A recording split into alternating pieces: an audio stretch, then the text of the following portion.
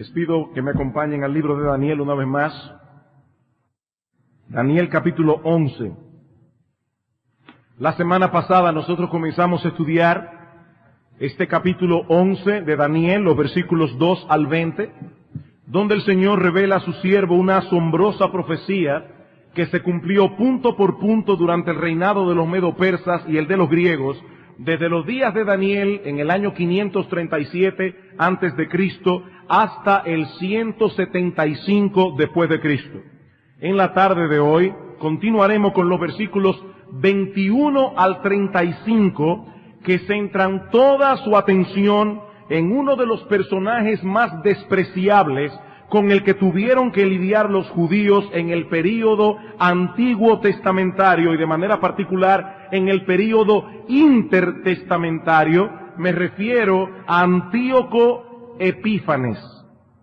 Este es el mismo personaje que se menciona en el capítulo 8, los versículos 9 al 14, el cual es identificado como un cuerno pequeño que habría de surgir del imperio dividido de Alejandro el Grande. Y es interesante notar que ya Daniel había usado en el capítulo 7 esa misma designación, un cuerno pequeño, pero para referirse al anticristo que será revelado en los postreros días. Y es que Antíoco Epífanes prefigura a aquel personaje que precederá la segunda venida del Señor Jesucristo, como veremos más adelante en este mismo capítulo que estamos estudiando ahora. Según la profecía del capítulo 8, el Señor usó el surgimiento de Antíoco como un instrumento de castigo para su pueblo, que había comenzado a asumir las costumbres paganas de los griegos. Los judíos se estaban helenizando y Dios los castigó severamente por esto. Pastor, ¿y qué es esto de helenizarse? Bueno, los griegos le llamaban a su tierra Hélade y asimismo se llamaban helenos. Por lo tanto, la palabra helenizar señala el proceso que llevaron a cabo los griegos luego de la muerte de Alejandro el Grande, de implantar su cultura en los reinos conquistados, sobre todo Macedonia, Siria y Egipto. En el capítulo 1 de Primera a los Macabeos, no lo busquen en su Biblia porque no lo van a encontrar, el autor hace un breve recuento de la historia de los griegos desde Alejandro hasta Antíoco Epífanes, a quien el libro señala como aquella raíz de pecado, le llaman. Y luego dice en el versículo 11 de Primera Macabeos capítulo 1, y aclaro, estoy citando aquí Primera Macabeos y lo voy a estar citando más de una vez en este sermón, simplemente como un documento histórico, no como un libro inspirado. Pero dice en el capítulo 1, versículo 11 de Primera Macabeos: salieron de Israel por aquellos días hijos inicuos que persuadieron al pueblo diciendo: ¡Ea, hagamos alianza con las naciones vecinas, pues desde que nos separamos de ellas nos han sobrevenido tantos males! Y a muchos les parecieron bien semejantes discursos. Algunos del pueblo se ofrecieron a ir al rey, Antíoco Epífanes, el cual les dio facultad para seguir las instituciones de los gentiles. En virtud de esto, levantaron en Jerusalén un gimnasio, conforme a los usos paganos, haciendo causa común con los gentiles, y se vendieron al mal. El autor está conectando aquí la aparición de Antíoco, que por cierto fue un ardiente helenista, con este tiempo de apostasía en la nación de Israel. Cuenta la historia que algunos sacerdotes judíos oficiaban rápido en el templo para llegar a tiempo a los juegos deportivos y a los gimnasios, algunos de los cuales se practicaban en total desnudez. La palabra gimnasio viene del griego gumné, que significa desnudo. Los gimnasios griegos no eran simplemente lugares para hacer ejercicio físico, eran lugares donde abiertamente se promovía la inmoralidad. Algunos de estos jóvenes judíos llegaron incluso a operarse para que no se les notara que habían sido circuncidados. Y todas estas cosas atrajeron sobre el pueblo la ira de Dios. ¿Y quién fue el instrumento que Dios usó como vara? Antíoco Epífanes. En el estudio de hoy vamos a seguir un enfoque similar al sermón anterior. Nosotros veremos en primer lugar el contenido de esta profecía en los versículos 21 al 35 y luego consideraremos algunas aplicaciones prácticas que podemos derivar de esta profecía. Y hermanos, así como la semana pasada pusieron toda su atención para seguirme, yo les pido que lo hagan de nuevo. Si tienen sueño, dense un buen pellizco, despiértense y sigan conmigo en este viaje histórico de esta profecía que Daniel, esta historia que Daniel vio de algo que no había ocurrido todavía, pero que habría de ocurrir 370 años después de él. Como vimos la semana pasada, para ambientar este texto, a la muerte de Alejandro el Grande, su imperio quedó dividido en 4 partes, tal como Daniel había profetizado que sucedería. Y en el capítulo 11 encontramos un recuento detallado de lo que habría de suceder en 2 de los dominios que se desprendieron de allí. El de los Ptolomeos en Egipto, al sur de Israel, y el de los Seleucidas en Siria, al norte de Israel. En el sermón anterior dejamos la historia cuando muere Antíoco el Grande en Siria y le sucede en el trono su hijo Seleuco IV Filopator, que es el personaje que Daniel menciona en el versículo 20. Versículo 20 dice: y se levantará en su lugar uno que hará pasar un cobrador de tributos por la gloria del reino, pero en pocos días será quebrantado, aunque no en ira ni en batalla. Cuando muere Seleuco IV, envenenado por Heliodoro, su primer ministro, el trono de Siria cae en mano de Antíoco Epífanes, quien comienza a reinar en el año 175 antes de Cristo, a los 40 años de edad. Dice en el versículo 21, y le sucederá en su lugar a Seleuco IV en Siria un hombre despreciable, al cual no darán la honra del reino, pero vendrá sin aviso y tomará el reino con halagos. El historiador Will Durant, que no es cristiano, pero cuyos volúmenes de historia universal, él dedica un volumen entero solo a los griegos. Allí se pueden encontrar muchos datos que nos ayudan a interpretar Daniel capítulo 11. Will Durant dice de Antíoco Epífanes que es el rey más interesante y el más errático de su línea. Una rara mixtura de intelecto, locura y encanto. Ese era Antíoco. Gobernó su reino hábilmente a pesar de sus miles injusticias y sus cosas absurdas. En Daniel capítulo 8, versículo 23, se profetiza de él que sería un rey altivo de rostro y entendido en enigmas. Tan altivo que se hizo llamar a sí mismo Theos Epífanes, que en griego significa el Dios manifestado, porque él decía ser la encarnación de Zeus Olimpo. De hecho, la conducta de este hombre era tan extravagante que algunos de sus contemporáneos no le llamaban Antíoco Epífanes, sino Antíoco Epímanes, que en griego significa el loco. Daniel lo señala en el versículo 21 del capítulo 11 como un hombre despreciable. Y añade esta nota: al cual no darán la honra del reino.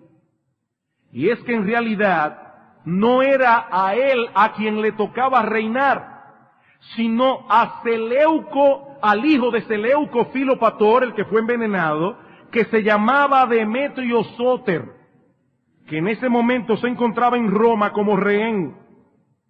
El otro aspirante al trono era un hijo menor de Seleuco, que también se llamaba Antíoco. Seleuco Sóter y Antíoco Epífanes eran hermanos. Al morir este Seleuco, a quien le tocaba reinar era su hijo Demetrio, pero este estaba en Roma. El otro hijo de Seleuco se llamaba Antíoco, pero era un niño cuando eso pasó. Cuando Seleuco es envenenado por su primer ministro, cumpliéndose así lo que Daniel profetizó en el versículo 20, que este hombre sería quebrantado no en ira ni en batalla, la intención de Heliodoro, que fue que lo envenenó, era quedarse como regente nominal de Siria en representación del hijo menor de Seleuco. Pero Antíoco se entera estando en Atenas de la muerte de su hermano Seleuco y de inmediato comienza una serie de movidas políticas. Negocia con el rey de Pérgamo y le pide prestado un ejército con el que marcha hacia Siria y derrota a Heliodoro, quedándose como regente y como guardián del niño que debía llegar a ser rey cuando fuera adulto. O sea, el niño que también se llamaba Antíoco. Pero ¿qué pasó con el niño? Que fue asesinado por un tal Andrónico, a quien Antíoco de inmediato condena a muerte. Ahora, si Antíoco Epífanes fue parte o no del complot para matar al niño, eso los historiadores no lo saben con certeza. Pero conociendo el carácter de este individuo, no sería nada extraño. Ahora, lo que sí sabemos es que Antíoco movió muchas teclas para quedarse finalmente con el trono de su hermano. Por eso es que Daniel dice que este rey vendrá sin aviso, noten el versículo 21, en la mitad, vendrá sin aviso y tomará el reino con halagos. La palabra hebrea se puede traducir literalmente, tomará el reino con intrigas. Si van al capítulo 8, verán en el versículo 23, y yo no tengo tiempo aquí para probar que este es Antíoco, el cassette del capítulo 8 está allí, pero dice en el versículo 23, y al fin del reinado de estos, cuando los transgresores lleguen al colmo, se levantará un rey altivo de rostro y entendido en enigmas, en intrigas. Versículo 25, con su sagacidad hará prosperar el engaño en su mano. Este Antíoco era un engañador, era un individuo que sabía manejarse en las intrigas de palacio. Versículo 22. Las fuerzas enemigas serán barridas delante de él como con inundación de aguas. Serán del todo destruidos junto con el príncipe del pacto. Antíoco logró reunir un ejército de tamaño considerable, por lo que las guerras que provocó fueron más devastadoras que las anteriores. Y en ese tiempo fue asesinado Onías III, el sumo sacerdote de Israel, a quien muchos comentaristas entienden que Daniel se refiere al mencionar aquí a un príncipe del pacto que sería destruido. Siendo Israel el pueblo del pacto, y así se le conoce en el libro de Daniel, no sería extraño que uno de sus líderes religiosos fuese designado como príncipe. Aunque algunos objetan esta interpretación, argumentando que Onías fue asesinado sin el conocimiento de Antíoco, y eso es verdad. Pero debemos notar que la profecía de Daniel no señala directamente al rey como responsable de la muerte de este príncipe. El texto dice simplemente que en medio de los disturbios que surgirán en su reinado, este príncipe del pacto sería destruido. Y ciertamente Onías fue asesinado en el contexto de una serie de maniobras que Antíoco llevó a cabo para quitar y poner a su antojo al sumo sacerdote de Israel. ¿Y cuál era el criterio que Antíoco usaba para poner al sumo sacerdote? El que fuera más helenista y el que le diera más dinero al tesoro del reino. De paso, el nombre Onías es un intento de helenizar el nombre hebreo Oní, que es la forma abreviada de Joanán, que es Juan en español. Y digo esto solamente para que ustedes vean qué tan fuerte estaba entre los líderes de Israel este asunto de helenizarse, de adoptar las costumbres griegas. Hasta sus nombres los cambiaban para parecer griegos y no judíos. Versículo 23. Y después del pacto con él, engañará y subirá y saldrá vencedor con poca gente. Una traducción más precisa de este texto es: desde el momento que se unieron con él, engañará y subirá, etcétera. La palabra que se traduce aquí como pacto significa literalmente unirse o asociarse. ¿Y de qué está hablando Daniel aquí? Bueno, una de las primeras cosas que hizo Antíoco fue tratar de ganarse el control de Egipto. Siempre recuerden que Siria está en el norte, Egipto en el sur, y que el problema es entre estas dos naciones. Ahora, ¿cómo trató de ganar Antíoco el control de Egipto? Trabando amistad con el rey de Egipto, que en ese tiempo era Ptolomeo VI Filometor. Para que tengan una idea y digan que cuántos nombres raros. Todos los Ptolomeos querían dar la impresión de que ellos eran una familia feliz.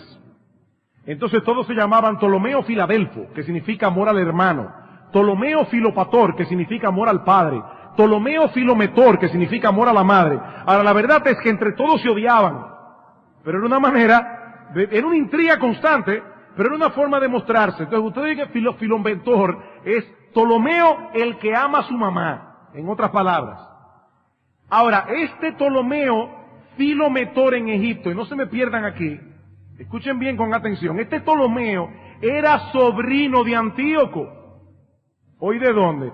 Ustedes recordarán que yo les decía la semana pasada que Antíoco el Grande tuvo una hija llamada Cleopatra, y que Cleopatra se casó con el rey Ptolomeo V, el padre de este Ptolomeo. Así que este Ptolomeo VI Filometor era hijo de Cleopatra y Ptolomeo V. Ahora esta Cleopatra era hermana de Antíoco. Así que este Ptolomeo era nada más y nada menos que su sobrino. Ahora, por cierto, debo aclarar aquí que esta Cleopatra no es la famosa reina de Egipto de la cual se enamoraron Marco Antonio y Julio César.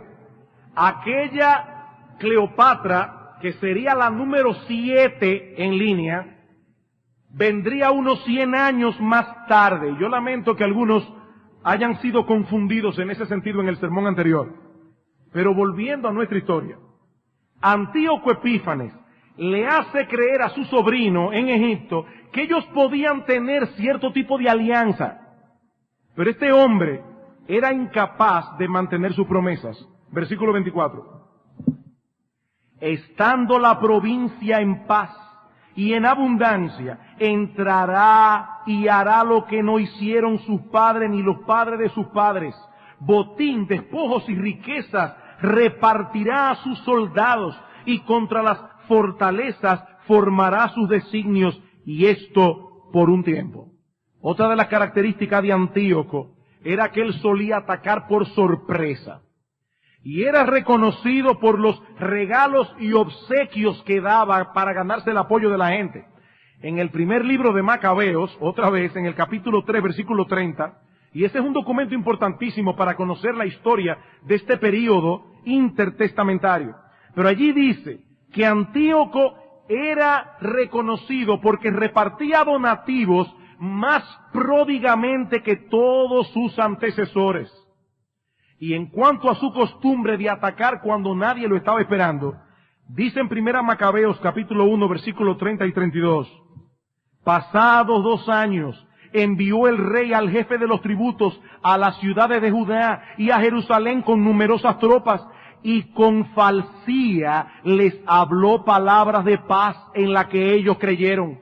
Pero de repente se arrojó sobre la ciudad, causando en ella gran estrago y haciendo perecer a muchos del pueblo de Israel. lo que Antíoco haría en Palestina para destruir por completo la religión judía, no lo hicieron ninguno de los reyes de Siria que fueron antes que él. Por eso es que Daniel dice en ese versículo 24 que él hará lo que no hicieron sus padres ni los padres de sus padres. Los sirios respetaron más bien a los judíos y su religión. Antíoco hizo todo lo contrario. Versículo 25.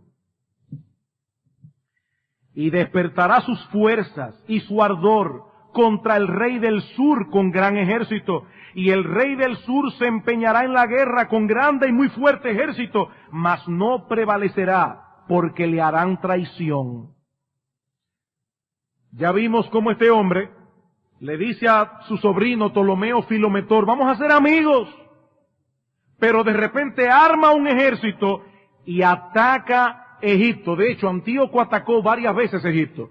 Y lo que señala el versículo 25 es el primer ataque que se llevó a cabo en el invierno del 170 antes de Cristo.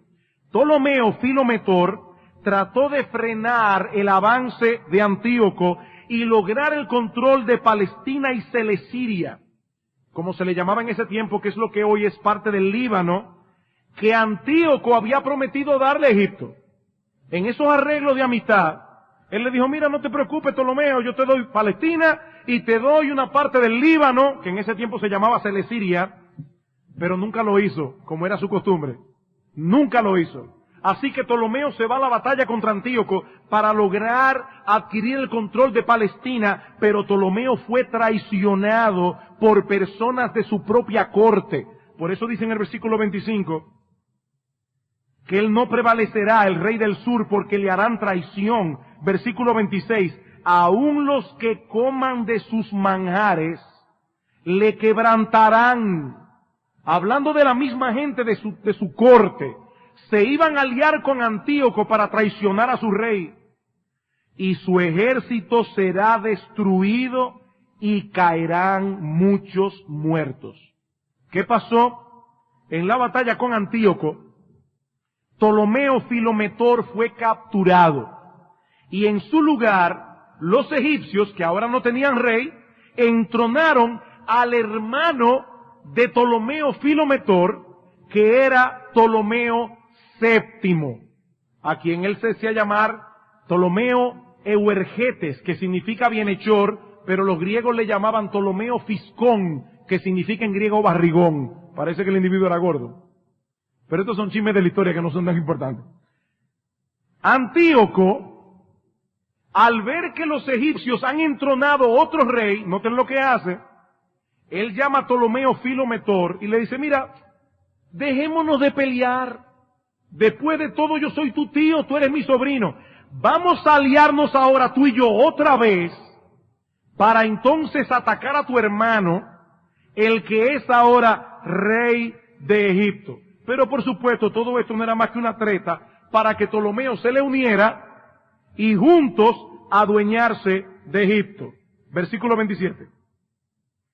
El corazón de estos dos reyes, es decir, Ptolomeo VI, Filometor y Antíoco, que ahora están negociando otra vez, el corazón de estos dos reyes será para hacer mal, y en una misma mesa hablarán mentira. ¿Cómo así?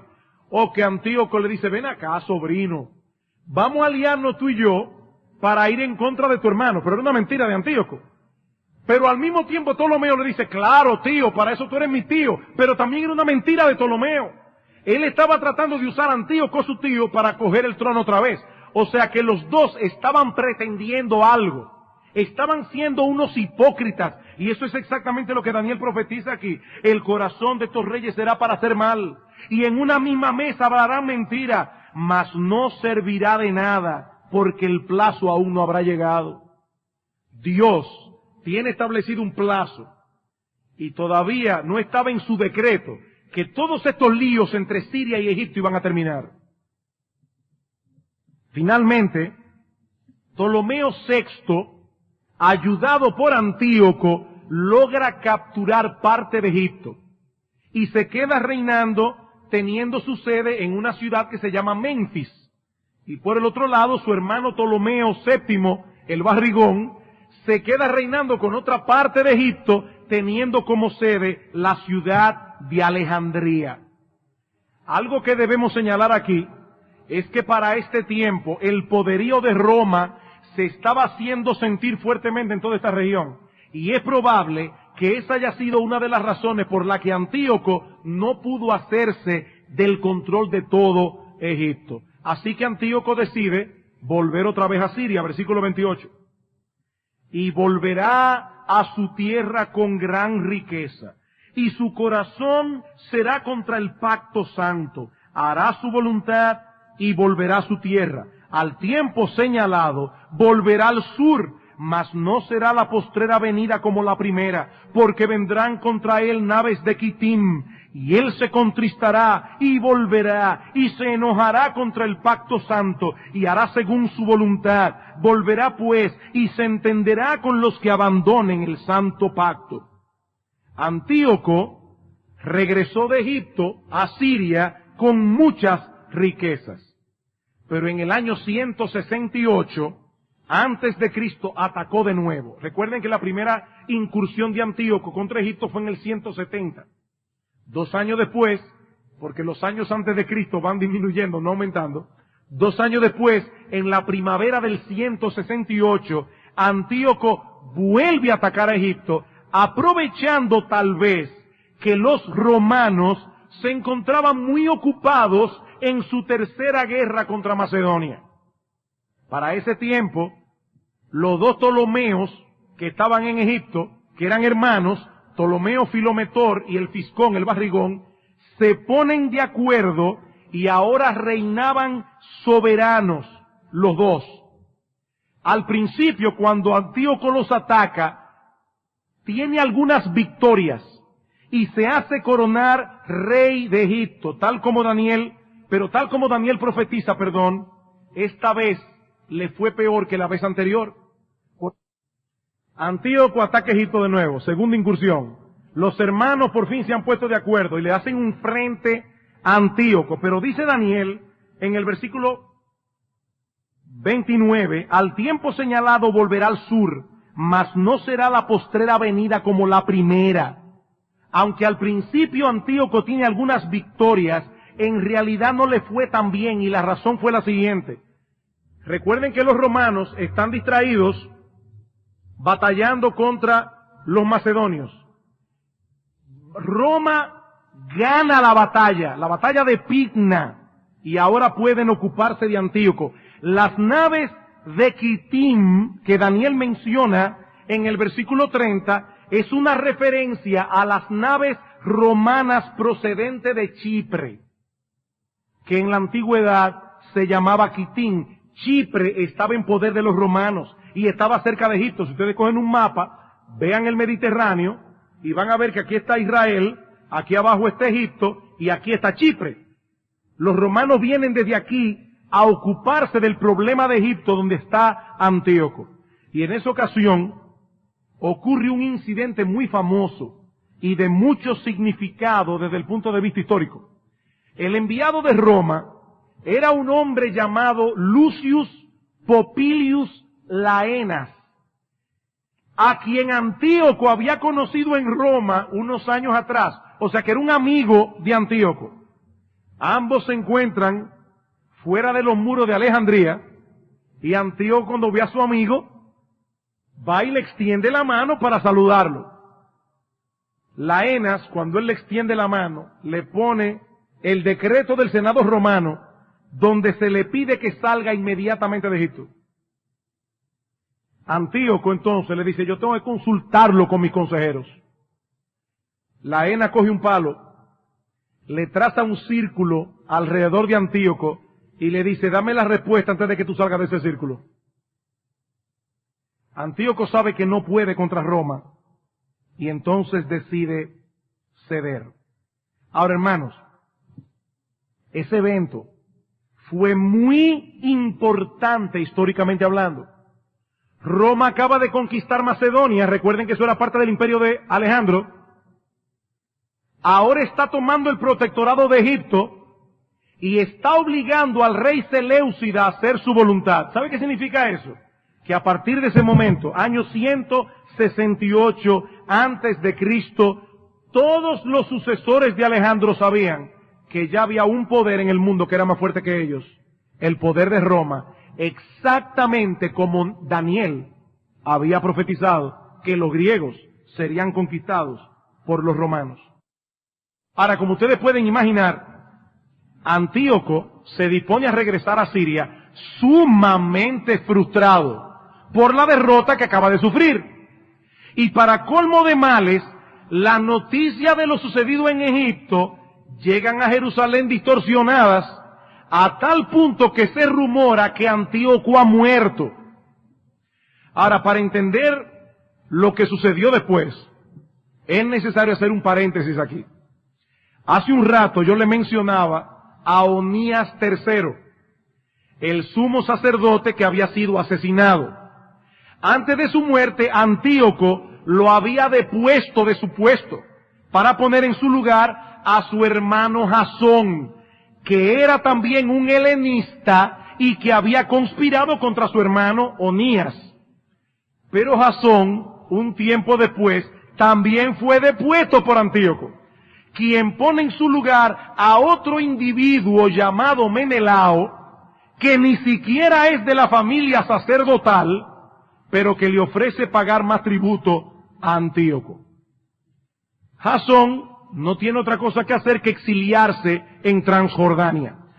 Pero cuando Jasón escucha que Antíoco ha muerto, dice, esta es mi oportunidad, arma un grupo como de 1000 hombres y se dirige hacia Jerusalén para tomarla, quitar a Menelao del sumo sacerdocio y volver a tomar su puesto en el templo.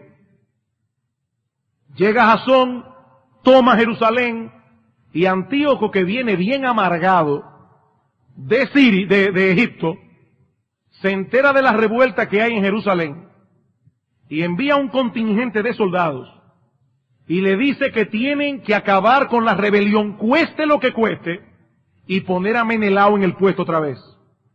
La matanza que ocurrió en Israel fue horrible. No solamente entre aquellos 1000 hombres que Jasón había armado, sino entre la población civil. Inclusive algunos judíos fueron vendidos como esclavos. Pero Antíoco no se contentó con sofocar la rebelión, sino que se propuso acabar de una vez por todas con la religión judía y hacer de Jerusalén una ciudad totalmente helenizada. ¿Y qué hizo? Se dieron órdenes de que se suspendieran los rituales del templo, que se destruyeran los escritos sagrados, que no se observaran más los días de fiesta, incluyendo el día de reposo, que se aboliesen las leyes dietéticas y la costumbre de circuncidar a los varones. Y como si todo esto fuera poco, Antíoco mandó a construir en el templo de Jerusalén un altar dedicado a Zeus Olimpo, que fue consagrado el 16 de diciembre del año 167 antes de Cristo, nada más y nada menos que sacrificando un cerdo en el altar, que era un animal inmundo para los judíos. Esta deidad, Zeus Olimpo, era conocida en hebreo como Baal Shamayim, al cual los judíos consideraban como un shikús o abominación, de tal manera que Baal Shamayim llegó a ser conocido entre los judíos como Shikús Shomen, que significa la abominación desoladora. Ahora lean el versículo 31. Y se levantaron de su parte tropas que profanarán el santuario y la fortaleza, y quitarán el continuo sacrificio, y pondrán la abominación desoladora. Daniel vio esto 370 años antes de que ocurriera. Y a todo esto, algunos judíos ceden a las disposiciones de Antíoco, pero en Israel quedaba todavía un remanente fiel que decide hacerle resistencia, comenzando una de las páginas más gloriosas de la historia del pueblo judío. En Israel había una ciudad en la Judea occidental llamada Modín, donde vivía un sacerdote llamado Matatías junto con sus 5 hijos.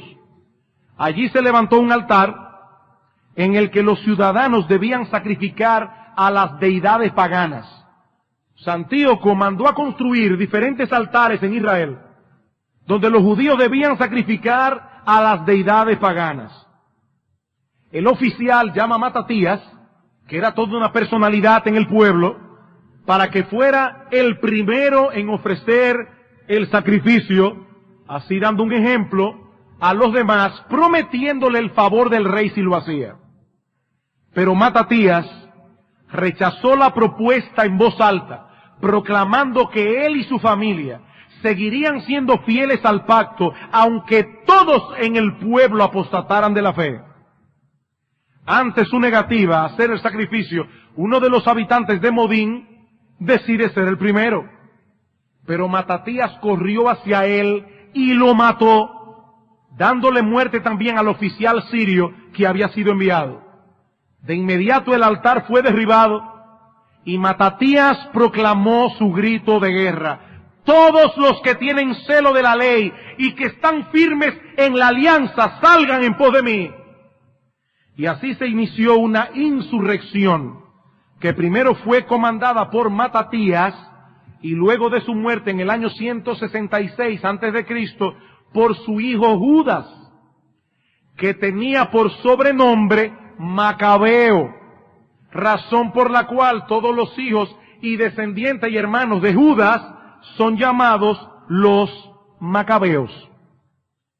El altar es derribado, comienza una rebelión, y Antíoco piensa que va a poder aplastar fácilmente la rebelión de los Macabeos, pero se equivocó por completo.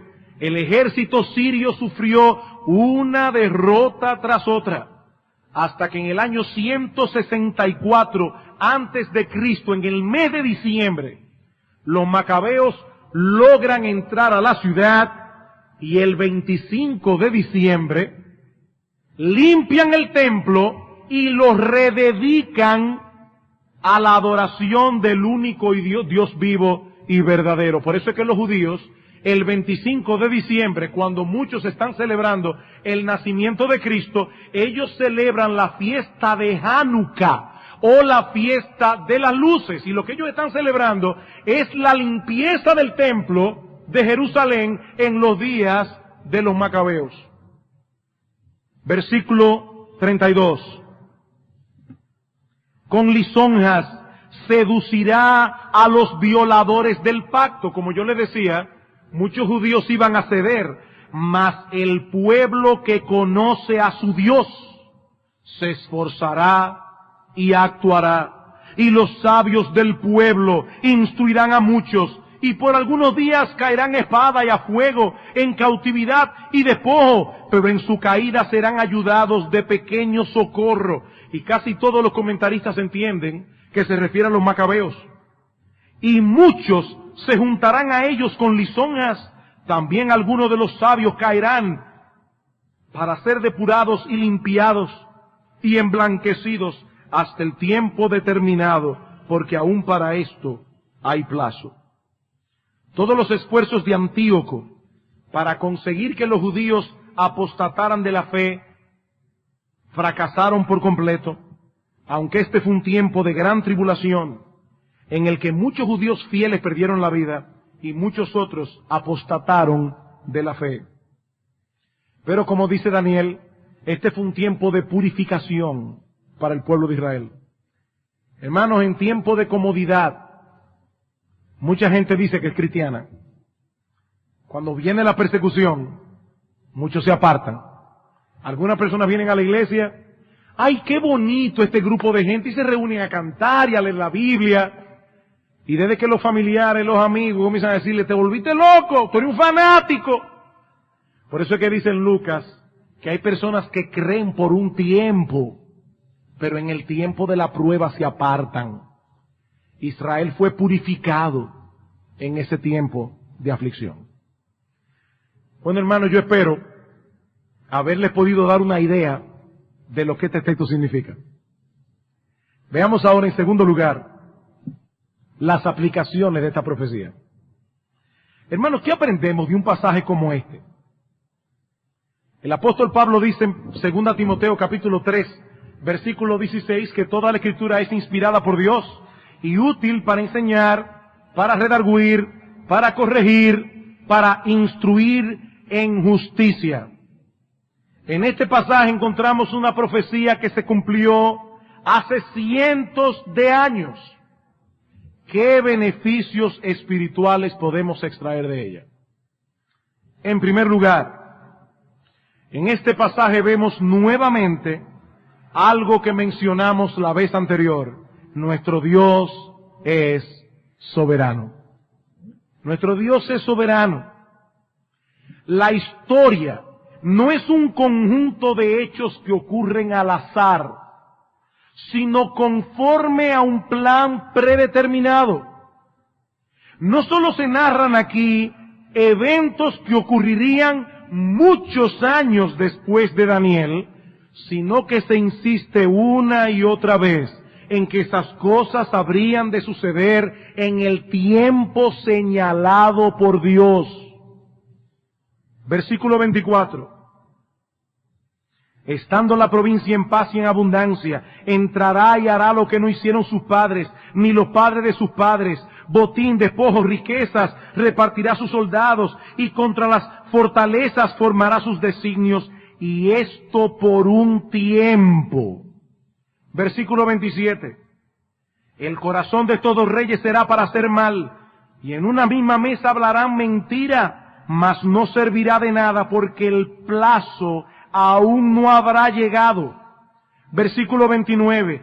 Al tiempo señalado volverá al sur. Versículo 35. También algunos de los sabios caerán para ser depurados y limpiados y emblanquecidos hasta el tiempo determinado, porque aún para esto hay plazo. Amados hermanos, en muchas ocasiones tendremos la impresión de que las cosas se han escapado del control de Dios, pero es solo una impresión. Muchas de las cosas horribles ocurrieron en los días de Antíoco Epífanes, pero este hombre, actuando en su maldad, movido por su pecado, estaba llevando a cabo los decretos de Dios en el tiempo de Dios. Hay un misterio en esto, porque nuestro Dios no se complace en el mal, ni es autor de pecado, pero hermanos, qué bueno es saber que Dios también tiene el pecado bajo su control. Si Dios solamente controlara las cosas buenas que ocurren en este mundo, entonces, mis hermanos, hay que tener terror, porque el control de Dios sería muy limitado. Si el pecado no está dentro del control de Dios, hermanos, esto es terrible. Esto es terrible, pero gracias al Señor que no es así. En su providencia, el Señor no solo le pone límites al mal. Esto será por este tiempo, no más de ahí, ni un segundo más, ni un segundo menos. Pero no solamente el Señor le pone límites al mal, sino que también en su providencia, cuando permite el mal, a final de cuentas lo usa para bien. Por eso es que la Biblia dice que todas las cosas obran para el bien de aquellos que aman a Dios. Qué bueno, hermanos, que nosotros estamos en las manos de un Dios soberano. En segundo lugar, vemos también en este pasaje, una vez más, que la Biblia es ciertamente lo que ella dice ser, la palabra inspirada de Dios. Cuando nosotros tomamos este texto desde el versículo 2 y vamos rastreando punto por punto su cumplimiento en la historia, y hermanos, créanme, por causa del tiempo y para no enredarlos más, hay muchos detalles aquí que no se dijeron, detalles que no se pudieron decir. Pero cuando nosotros vemos estas cosas y vemos los libros de historia, hermanos, no podemos hacer otra cosa que maravillarnos. Qué gran consuelo tienen los creyentes al saber que su fe no descansa en probabilidades, no descansa en las opiniones de los expertos. Nuestra fe descansa en la revelación infalible, inerrante y todo suficiente de un Dios que conoce el fin desde el principio. Por eso dice el autor de un himno que nosotros cantamos: cuán firme cimiento se ha dado a la fe de Dios en su eterna palabra. ¡Qué firme cimiento! Usted puede pararse encima de ese cimiento y construir su casa allí, porque vendrán vientos, vendrán ríos, vendrán temblores de tierra y esa casa no caerá, porque está fundamentada sobre la roca, la opinión de Dios, no la de los hombres.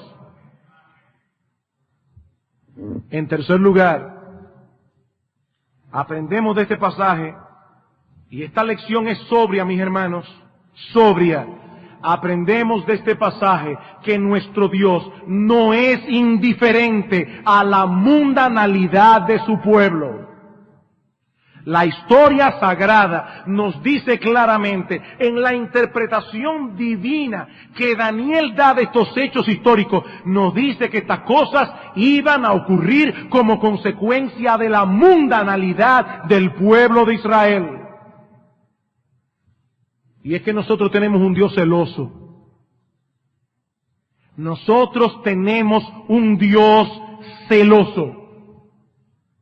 Mis amados hermanos, no se puede pretender estar del lado de Dios cuando al mismo tiempo nos estamos apropiando de los valores del mundo, las modas del mundo, las metas del mundo y el estilo de vida del mundo. Eso no se puede. El que quiera ser amigo del mundo se constituye ipso facto en enemigo de Dios. Y Dios es un esposo celoso. Por eso es que Santiago 4:4 dice: oh almas adúlteras. Oigan cómo Dios le llama a una persona que se pone a sí mismo el título de cristiano y al mismo tiempo está coqueteando con el mundo. Santiago le llama un alma adúltera. Oh almas adúlteras. ¿No sabéis que la amistad con el mundo es enemistad contra Dios? Cualquiera pues que quiera ser, oigan bien, el que anhela en su corazón ser aceptado por el mundo, está declarándole abiertamente la guerra a Dios. Nuestro Dios es paciente, hermanos. Tardo para la ira, grande en misericordia, pero su paciencia tiene un límite. Por eso dice en Daniel capítulo 8, versículo 23, hablando del surgimiento de Antíoco: cuando los transgresores lleguen al colmo, esto es lo que va a suceder. Cuando lleguen al colmo, hermanos, hay un punto cuando la identificación con el mundo de aquellos que dicen ser cristianos es tan obvia, la identificación con ese mundo es tan obvia que atrae como un imán el castigo de Dios sobre aquellos que profesan ser parte de su pueblo. Eso fue lo que ocurrió con Israel en los días de Antíoco. Este rey malvado fue responsable de sus acciones perversas contra los judíos, pero Dios no lo impidió, Dios no lo detuvo. ¿Por qué? Porque Él quería castigar a su pueblo infiel. Mi amado hermano, esta verdad tan sobria debe llevarnos a examinarnos a nosotros mismos. Yo no quiero que pensemos en generalidades aquí. El pueblo de Dios. No, mi hermano, tú y yo somos el pueblo de Dios. Tú y yo. Pregúntate allí donde estás, ahora, por tu estilo de vida. ¿Es mi estilo de vida algo que Dios puede bendecir? ¿O puede ser que yo sea uno de aquellos que está atrayendo la ira de Dios, el castigo de Dios? Cada cual debe preguntarse eso a sí mismo. Yo me lo he preguntado. Yo no estoy predicando aquí para otros. Yo estoy predicando primeramente para mí. Hermanos, es probable que nosotros estemos atrayendo el castigo de Dios, la disciplina de Dios, por el coqueteo que tenemos con el mundo. ¿Es eso probable?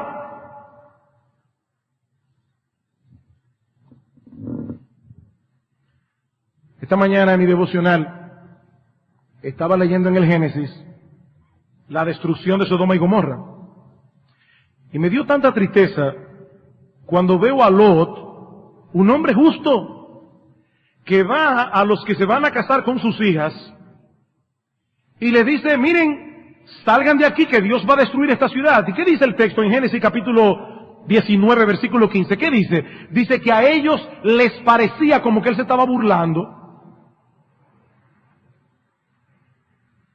Bueno, yo me pregunto, cuando nosotros vamos allá afuera y le predicamos el evangelio a los inconversos, por el estilo de vida que ellos ven en nosotros, ¿ellos saben que es en serio que le estamos hablando?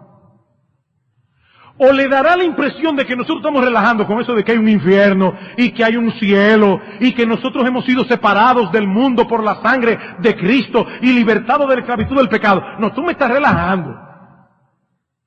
Cuando ellos ven nuestro estilo de vida, cómo nosotros vivimos en privado, las cosas que nos permitimos hacer, las cosas que permitimos a nuestros hijos hacer, las modas que les permitimos usar, el mundo nos toma en serio, ¿sí o no?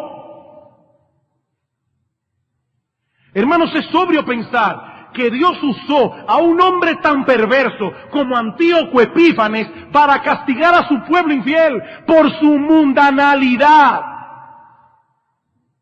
Mundanalidad. Ya Israel no se diferenciaba de los diversos pueblos de la tierra. Cada vez se parecían más a los griegos. Hasta los nombres se los cambiaban. Para no parecer que somos tan distintos, tan fanáticos. ¿Estamos siendo demasiado cuerdos, hermanos? ¿Estamos siendo demasiado cuerdos? Es una pregunta que debemos hacer.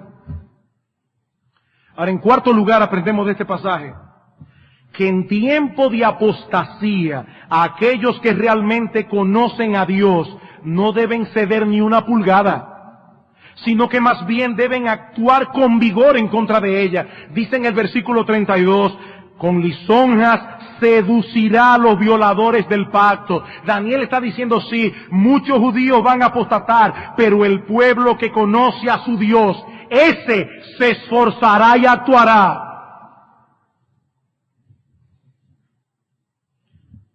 El ejemplo de Matatías debe ser una lección para todos nosotros. Este hombre se paró allí sabiendo que su vida estaba en juego y la vida de sus hijos, aunque el pueblo entero apostate. Mis hijos y yo seguimos siendo fieles al pacto. Hermanos, déjenme decirles algo. Cuando el mundo se descalabra y la depravación aumenta, todavía el pueblo de Dios está en cierta seguridad. Cuando la iglesia está bien. Pero cuando algunos en la iglesia, y esos algunos convencen a otros y a otros y a otros, comienzan a adoptar las costumbres del mundo, entonces uno mismo como cristiano se siente raro dentro de la iglesia, porque la mundanalidad de algunos comienza a ser una presión para otros. Y entonces comienzan nuestros hijos. Pero a los hijos de fulano le permiten hacer esto, y le permiten hacer aquello, y le permiten ir aquí, y le permiten ir allá. Hermanos, el diablo usa a los hijos de los mundanos para crear problemas en la iglesia. Es una presión. Pero el pueblo que conoce a su Dios se esforzará y actuará. Hermanos, nosotros tenemos que tomar la resolución, la determinación, aunque el mundo entero se hunda, aunque todos los que dicen ser cristianos abandonan la fe, nosotros tendremos que seguir firme en nuestros pies, diciendo de aquí no me mueve nadie.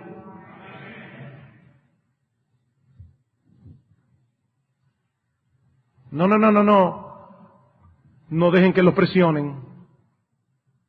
Ay, pero ustedes sí son quisquillosos. Ustedes quieren ser más papita que el Papa. No hay problema.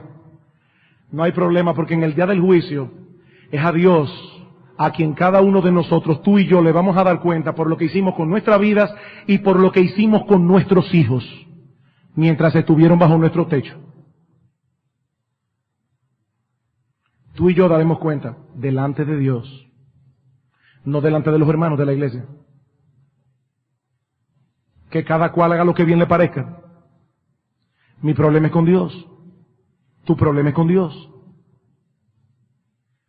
Y finalmente, en quinto y último lugar, mi amigo que estás aquí sin Cristo, óyeme bien, este pasaje nos enseña que es imposible que el mal triunfe. Es imposible que el mal triunfe. Uno estudia la historia y uno ve a este Antíoco tan fuerte.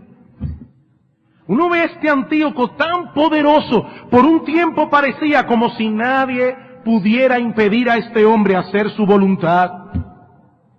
Pero sus planes fueron frustrados una y otra vez, exactamente como Dios lo predijo. Mi amigo, no hay posibilidad. Óyeme bien, joven que estás aquí, adulto que estás aquí sin Cristo, no hay posibilidad de que los malos triunfen. Si todavía estás en rebeldía contra Dios, si tú no has venido a Cristo en arrepentimiento y fe, óyeme bien, mi amigo, no hay posibilidad de que tu rebeldía tenga éxito, porque Dios seguirá siendo Dios por los siglos de los siglos. No hay posibilidad.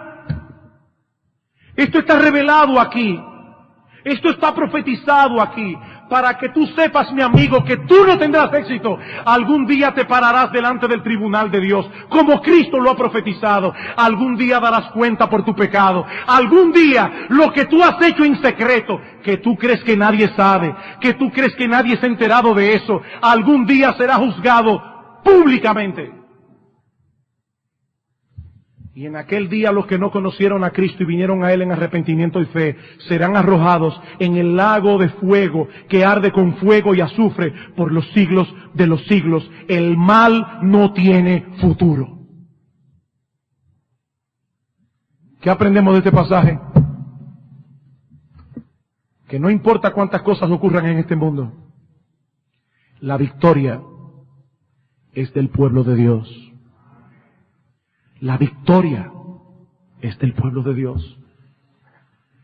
Quiera el Señor, mi amigo, que en este mismo día depongas tu rebeldía y vengas a ese Dios todopoderoso diciendo: Señor, me rindo, perdona mis pecados en Cristo Jesús, acéptame en su justicia, con su sangre lávame de todos mis pecados. Ven a Cristo, mi amigo, ahora. Ven a Cristo. Ahora que Dios te está dando una oportunidad, otra vez, de arreglar tus cuentas con Él.